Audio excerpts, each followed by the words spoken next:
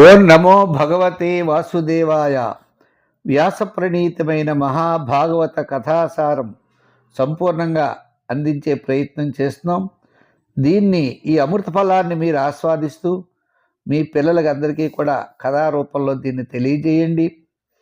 ఆ వాసుదేవుడి యొక్క అనుగ్రహం అందరికీ ఉండాలని చెప్పి కోరుకుంటూ, కరారవిందేన పదారవిందం ముఖారవిందే వినివేశయంతం వటస్య పత్రస్య పుటేశయానం బలం ముకుందం మనసా స్మరామి.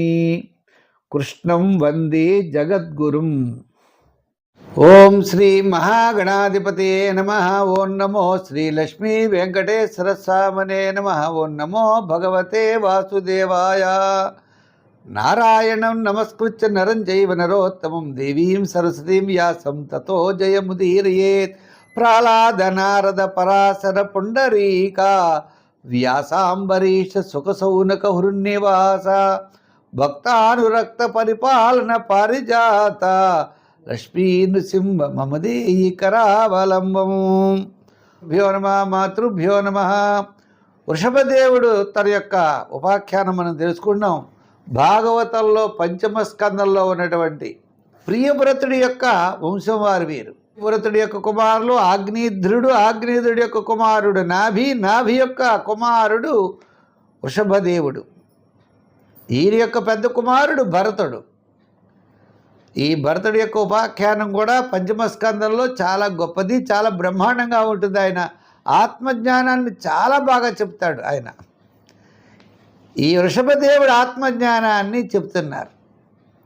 అంటే నాభి తపస్సు చేసి, యజ్ఞం చేసి శ్రీమన్నారాయణ్ణి కోరుకున్నాడు. నీలాంటి పుత్రుడు నాకు కావాలని. ఆయన నాడు నేను అద్వితీయుడిని, నాలాంటి వాడు ఇంకోటి లేడు, నేనే నీ పుత్రుడిగా అవతరిస్తానని చెప్పి శ్రీ మహావిష్ణువు నాభి యొక్క పుత్రుడిగా అవతరించాడు. ప్రజలందరినీ కూడా చక్కగా పరిపాలించిన తర్వాత ఆయనకి 9 కుమారులు కలిగారు.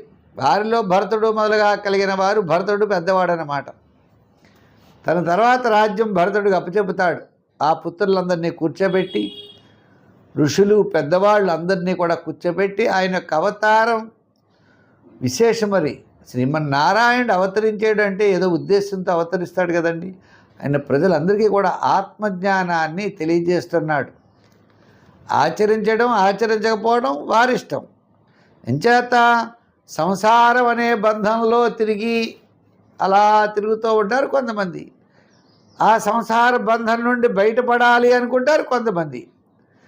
ఆ బయటపడే వాళ్ళకి చెప్తూ ఉంటారన్నమాట. ఈయన రూపమైన సంసారంలోకి వెళ్ళిపోతూ ఉంటారు. సంసారం అంటే మృత్యువే. ఆ చిక్కుకుని దుఃఖాలను అనుభవిస్తూ ఉంటారు. ఇక దుఃఖ సాగరం అన్నారు. సాగరం, సముద్రాన్ని దాటడం ఎంత కష్టమో ఈ దుఃఖాలను కూడా దాటలేము. గిలగిలగిలా కొట్టుకుంటూ ఉంటాం. మంచి మంచి జ్ఞానముల ద్వారా ఆ దుఃఖం అనే సాగరంలో కొట్టుకునేటువంటి మానవుల్ని తరించడానికి వాళ్ళకి ఏంటి ఉపయోగిస్తాం? మంచి మంచి ఉపదేశములు చేస్తాం. నాయనా ఇది మంచిది కాదు, ఇది మంచిది కాదు, అటు వెళ్ళకండి అని. ఇలా చెప్పగలిగిన వాళ్ళు ఎవరు? మొట్టమొదటి తల్లి చెప్పాలట. ఇంక తల్లి చెప్పకపోతే తల్లే కాదన్నాడు. తండ్రి చెప్పబోతే తండ్రే కాదట. గురువు చెప్పబోతే గురువే కాదన్నారు. అంచేత భర్తకి భార్య కూడా చెప్పచ్చు, భార్యకి భర్త కూడా చెప్పచ్చు. వీళ్ళు సరైన టైంలో తప్పనిసరిగా వారికి ఈ బోధ అనేది చెయ్యాలి. ఓ పుత్రులారా, మరి ఈ వృషభదేవుడు ఎవరికి చెప్తున్నాడు? వారి పుత్రులకి, ఋషులకి, మునులకి, అందరికీ చెప్తున్నాడు. ఆ శ్రీ మహావిష్ణువు యొక్క అవతార రహస్యాన్ని చెబుతున్నాడు. మనం ఈ యొక్క అధర్మంలోకి వెళ్ళకూడదు, ధర్మంలోనే మనం ఉండాలి. నేను అధర్మాన్ని పక్కకు గెంటాను కాబట్టి నా పేరు వృషభదేవుడు అన్నారు. వృషభ అంటే దేవుడు, అంటే వృషభదేవుడు అంటే శ్రేష్ఠుడని అర్థం. అంచేత మీరు శుద్ధమైనటువంటి నా మనస్సు నుండి, నా శరీరం నుండి మీరు ఉద్భవించారు. కాబట్టి మీరందరూ కూడా గొప్పవాళ్ళనే నేను అనుకుంటున్నాను. ఎట్టి మాత్సర్యం లేకుండా మీ పెద్దవాడైనటువంటి భరతుడైనటువంటి సోదరుడు భరతుడిని మీరు సేవించాలి. ధర్మ మార్గంలోనే మీరు నడవాలి అని చెబుతూ నిన్న ఒక మాట చెప్పాం. చెట్లు కంటే ప్రాణులు, ప్రాణుల కంటే గంధర్వులు, ఇలా చెప్పుకుంటూ వచ్చి చివరికి దేవతల కంటే బ్రాహ్మణులు నాకు ఇష్టము అని ఆయన అన్నాడు. వాళ్ళని ఎందుకు అన్నాడంటే యజ్ఞయాగాది క్రతువులు అన్నీ చేసేది వారు. యజ్ఞాలు, వేదాలు, శాస్త్రాలు అన్నీ చేయాలి. ఎవరు చేయవలసిన ధర్మం, రాజు అంటే రాజ్యాన్ని పరిపాలించాలి, బ్రాహ్మణులు యజ్ఞయాగాది క్రతువులు చేయాలి, దేవతలకు ఆహారం ఇచ్చేది వారు. అంచేత బ్రహ్మ, హోత, అధ్వర్యుడు అని నలుగురు ఉంటారు అక్కడ యజ్ఞం చేసేటప్పుడు. వారు ఒక్కొక్క మంత్రాన్ని చదివి ఆ హవిస్సుని యజ్ఞభాగం ఇస్తారు. అది స్వీకరించడానికి ఇంద్రాది దేవతలందరూ వస్తూ ఉంటారయ్యా. అందువలన వారంటే నాకు చాలా ఇష్టము. బ్రహ్మవేత్తలు సమర్పించినటువంటి అన్నాన్ని నేను భుజిస్తాను. నబ్రాహ్మణైస్తులయే భూతమన్యత్ పశ్యామి విప్రాక్యమత పరంతు యస్మిన్ రుభిస్ప్రహృతం శ్రద్ధయాహం అస్నామి కామం న తథాగ్నిహోత్రే ఏనేహ సత్వం పరమం పవిత్రం శమోదమ సత్యమనుగ్రహశ్చ తపస్థితిక్షానుభవశ్చ యత్ర. నా శరీరం ఏమిటయ్యా అంటే వేదాధ్యయనం చేయడం ద్వారా బ్రహ్మవేత్తలు నా శరీరాన్ని ధరిస్తున్నారయ్యా అని బ్రాహ్మణుల యొక్క గొప్పతనాన్ని చెప్పుకొచ్చాడు. అంచేత మానవులంతా కూడా శమదమాది గుణములు కలవారై, శమము దమం అంటే ఓర్పు అన్నమాట, సత్యవంతులై, దయ కలిగిన వారై, తపోవంతులై, తెలుసుకోవాలి ఆత్మవిద్య అనే జ్ఞానం కలిగిన వారై, శుభలక్షణములు కలిగిన వారై, శమదమాది గుణములు కలవారై ఈ మానవులంతా కూడా సత్యము, దయ, తపస్సు, జ్ఞానము ఇటువంటి శుభలక్షణములు కలిగి ఉండాలయ్యా మానవులంతా. ఇలా ఉన్నప్పుడు నా భక్తులకి నాకు ఏం కోరికలు ఉంటాయి, వాళ్ళకి ఏ కోరిక ఉండదు. సమస్తమైన చరాచర ప్రాణులు కూడా మీ స్వరూపాలుగా భావించి పవిత్రమైన అంతఃకరణతో నిరంతరము వాటిని మనం సేవిస్తూ ఉండాలి. ప్రాణులందరినీ కూడా మనతో సమానం అనుకోవాలి. వాళ్ళు వేరు వీళ్ళు వేరు అనే భావం మనకు ఉండకూడదు. అందరూ ఒకటే అనే భావంతో అందరినీ సేవిస్తూ ఉండాలి. నన్ను ఎలా అయితే మీరు సేవిస్తారో అలాగే అందరినీ సేవించాలి. భగవంతుడిని మనం ఏ విధంగా అయితే సేవిస్తామో ప్రజలందరినీ ఆ విధంగా సేవించాలి. నీ మనస్సు అయ్యా, మాట, నీ చూపు మొదలైనవన్నీ కూడా భగవంతుడి యొక్క ఆరాధనకే వినియోగించాలి. నువ్వు ఏది మాట్లాడినా భగవంతుడి యొక్క వచనములు మాట్లాడాలి. నీ మనస్సు ఎప్పుడూ భగవంతుడి యందు ఉండాలి. నీ చూపులు భగవంతుడి యందు ఉండాలి. మనస, వాచ, కర్మణ ఏది చేసినా భగవదార్పణంగా ఉండాలి చెప్పాడు వృషభదేవుడు వాళ్ళందరికీ కూడా. మరి మీరందరూ కూడా ఈ భరతుడిని పూజించాలి. నా తర్వాత భరతుడు యువరాజుగా పట్టాభిషేకం చేసాడాయన.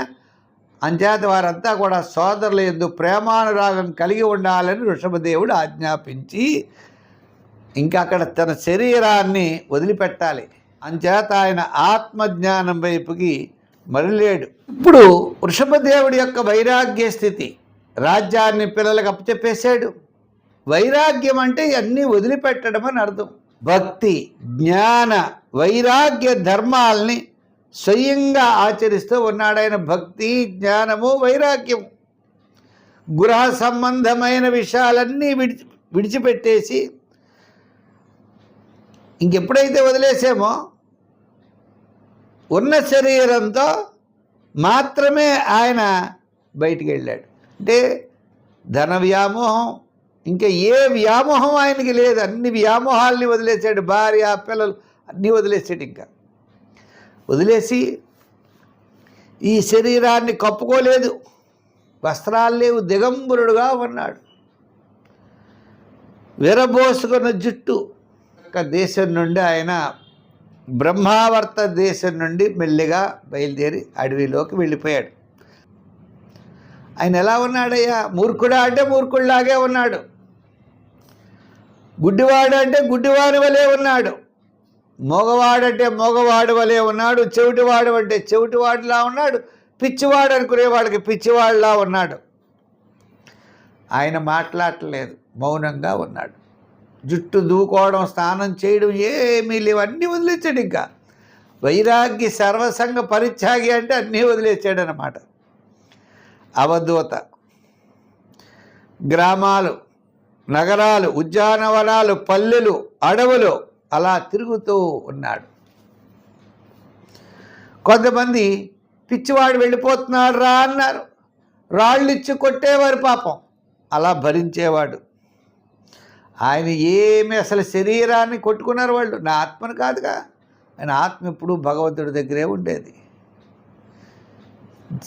దేహానికి ఏముండేది కాదు.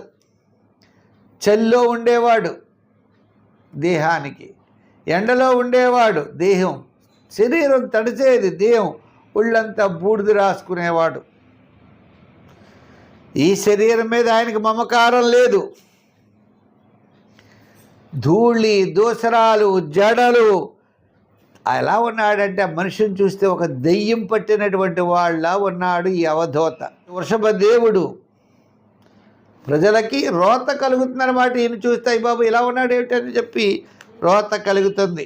నవ్వా లేదు, ఏడుపా లేదు, అసలు ఏమీ చలనం లేనివాడై ఆయన దేన్ని పట్టించుకోకుండా అలా బయలుదేరి వెడుతూ ఉన్నాడు ఆత్మజ్ఞానంతో ఆ వృషభదేవుడు. దదాతి కామస్య ఛిద్రం తమనుయేరయ యోగిన కృత మైత్రస్య పత్యుర్జాయేవ పుంశ్చలీ కామో మన్యుర్మదో లోభ శోకమోహ భయాదయ కర్మబంధశ్చ యన్మూల స్వీకుర్యాత్ కోరు తద్బుధ. మానవుడు సరే ఇలా ఎందుకున్నాడు? ఇక్కడ ఇంత గొప్పవాడు అన్నావు, రాజు అన్నావు, బట్టలు విప్పేసుకున్నావు, అరణ్యంలో పిచ్చివాడు వల్ల ఇలా ఎందుకు తిరుగుతున్నాడు అంటే మన మనస్సు చాలా చంచలమైనదట. ఏ స్థితిలో కూడా మనస్సుతో స్నేహం చేయకూడదట, నమ్మకూడదట మనస్సు. మహర్షులు ఘోరమైన తపస్సు చేస్తూ ఉంటారు. ఈ లోపల దేవేంద్రుడు అప్సరసను పంపాడు, మనసు మారిపోతుంది, వాడు తపస్సు వదిలేస్తాడు కదండి. అలా మహర్షులు కూడా ఎంతోమంది దెబ్బతిన్న వాళ్ళు ఉన్నారు. ఈయన శరీర వ్యామోహంతో ఏవైతే చేసుకోవడం ప్రారంభించాడు అనుకోండి, మళ్ళా మనసు లాగుతుంది, మనసులో మళ్ళా పాపకర్మలు ఆచరిస్తారు.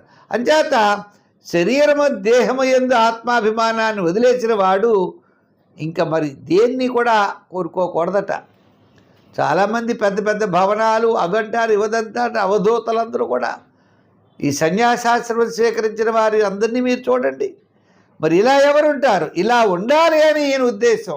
అవధూతల్లా సర్వసంగ పరిత్యాగులై ఉండాలి. చిరిగిపోతే వస్త్రం చిరిగిపోవచ్చు అంతే తప్ప దాని మీద వ్యామోహం, నాకు ఇలా ఉండాలి అలా ఉండాలనేటువంటి వ్యామోహాలు ఉంటే వారు అవధూతలు ఎలా అవుతారు? వారు సన్యాసాశ్రమ దీక్ష తీసుకున్న వాళ్ళు ఎలా అవుతారు? సర్వసంగ పరిత్యాగులు ఎలా?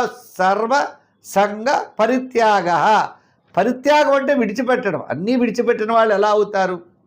అది కావాలి ఇది కావాలి అనుకునేవారు సర్వసంగ పరిత్యాగులు ఎలా అవుతారు?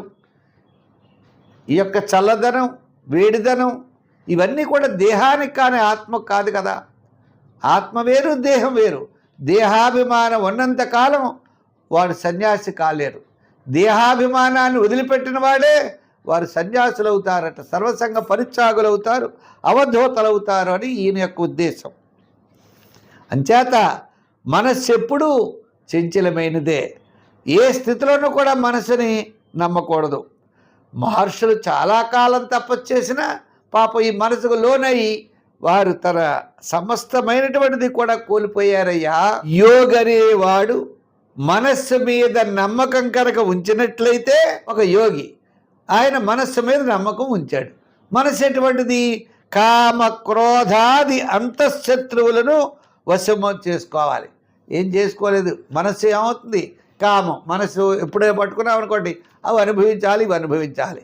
కామం, కోరికలు, క్రోధము, మదం, మాత్సరం ఇవన్నీ నన్ను గౌరవించలేదు, నన్ను ఇలా చేయలేదు, అలా చేయలేదు, ఇవన్నీ కూడా పెరిగిపోతాయ్యా. మనస్సును ఎప్పుడు కూడా మానవుడు నమ్మకూడదు. వృషభ దేవుడు శ్రేష్ఠుడు అని అర్థం. అటువంటి శ్రేష్ఠుడైనటువంటి నాభిపుత్రుడు వృషభదేవుడు మహావిష్ణు యొక్క అవతారం అన్నమాట. ఈ వృషభదేవుడు చేతులు, పాదాలు, వక్షస్థలం, దీర్ఘమైన బాహువులు, స్కందాలు, కంఠం, ముఖం మొదలగు అంగ సౌష్ఠవం చాలా సుకుమారంగా ఉంటాయి. పాపం రాజుగారు కదా, యొక్క తేజస్సు పోదు. ఆయన యొక్క మధుర మందహాసం కూడా ఉంటుంది. ఆయన కష్టాన్ని కూడా పెద్దగా లెక్క చేయని వాళ్ళు అలా ఉంటారు. అటువంటి వారు ఇంకా చాలా మనస్సుకి ఆయన చూస్తే మనసుకి ఈయన ఇటువంటి వాడా అని మన మనస్సుకి అసలు గోచరించదట.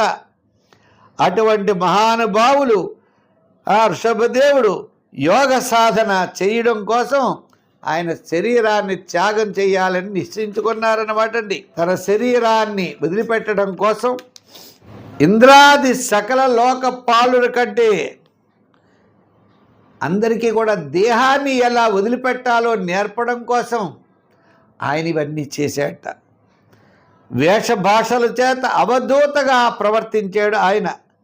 తన దివ్య ప్రభావాన్ని మరుగుపరచడం కోసం, తన శరీరాన్ని త్యజించదలచడం కోసం అతడు అంతఃకరణమునందు అభేదం రూపాన్ని, పరమాత్మ యందు ఏకత్వాన్ని సాధించాడు.